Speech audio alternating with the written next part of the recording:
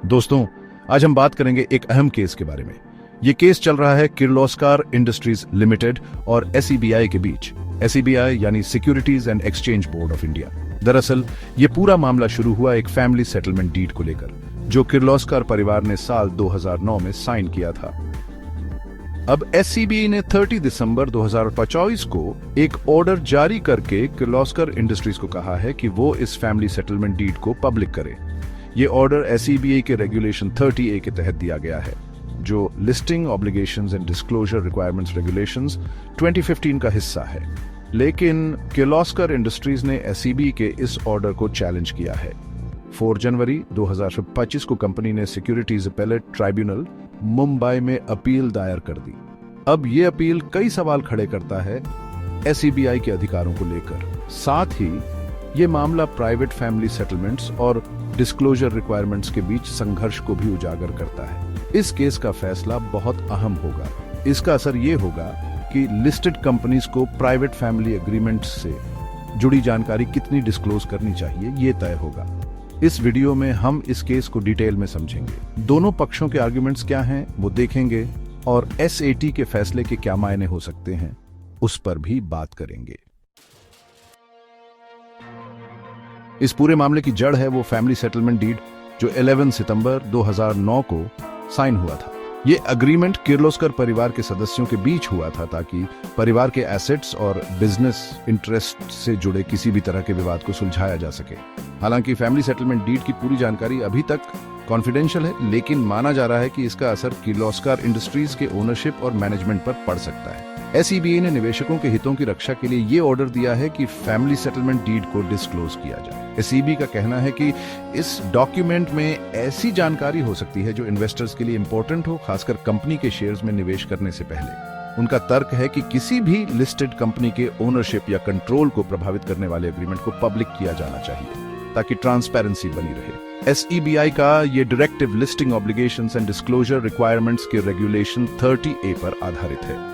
इस रेगुलेशन के मुताबिक लिस्टेड कंपनीज को ऐसी कोई भी जानकारी डिस्क्लोज करनी होती है जिससे उनके सिक्योरिटीज के दाम पर असर पड़ सकता है। अब सवाल यह है कि क्या यह फैमिली सेटलमेंट डीड इस रेगुलेशन के दायरे में आता है या नहीं। किर्लोस्कर इंडस्ट्रीज ने सिक्योरिटीज अपेलेट ट्रिब्यूनल में अपनी अपील में एसईबीआई के ऑर्डर के खिलाफ कई आर्गुमेंट्स पेश किए हैं।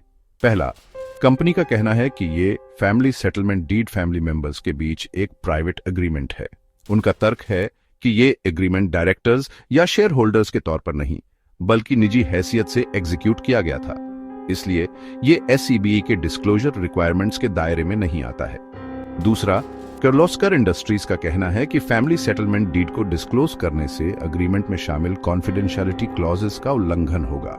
उनका दावा है कि अगर ये डॉक्यूमेंट पब्लिक हुआ तो कंपनी और उसके स्टेक होल्डर्स को उन लोगों द्वारा कानूनी चुनौतियों का सामना करना पड़ सकता है जो कॉन्फिडेंशियलिटी क्लॉजेस से बाउंड है। तीसरा, कंपनी का कहना है कि फैमिली सेटलमेंट डीड का मामला पहले से ही एक सिविल कोर्ट में पेंडिंग है।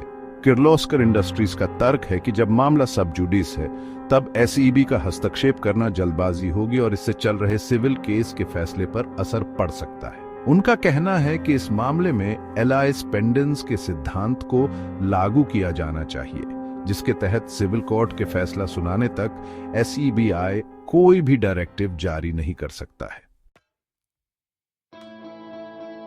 सिक्योरिटीज अपेलेट ट्राइब्यूनल का फैसला भारत में कॉर्पोरेट गवर्नेंस और इन्वेस्टर प्रोटेक्शन के लिए बहुत अहम होगा।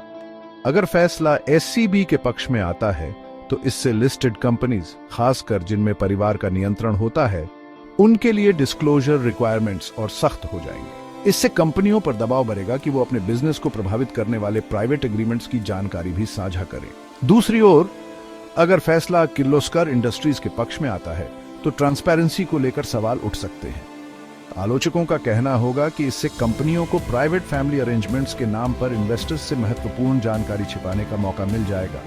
इससे निवेशकों का भरोसा कमजोर हो सकता है और कैपिटल मार्केट्स की इंटेग्रिटी पर भी असर पड़ सकता है। ट्रिब्यूनल का फैसला भारत में रेगुलेटरी बॉडीज और कॉर्पोरेट एंटिटीज के बीच संबंधों को भी प्रभावित करेगा। ये देखना दिलचस्प होगा कि ट्राइब्यूनल ट्रांसपेरेंसी और इन्वेस्टर प्रोटेक्शन की आवश्यकता और प्राइवेसी के अधिकार और प्राइवेट एग्रीमेंट्स की सैंक्टिटी के बीच कैसे बैलेंस बनाता है। कानूनी विशेषज्ञ और कॉर्पोरेट जगत सभी इस फैसले का बेसब्री से इंतजार कर रहे हैं।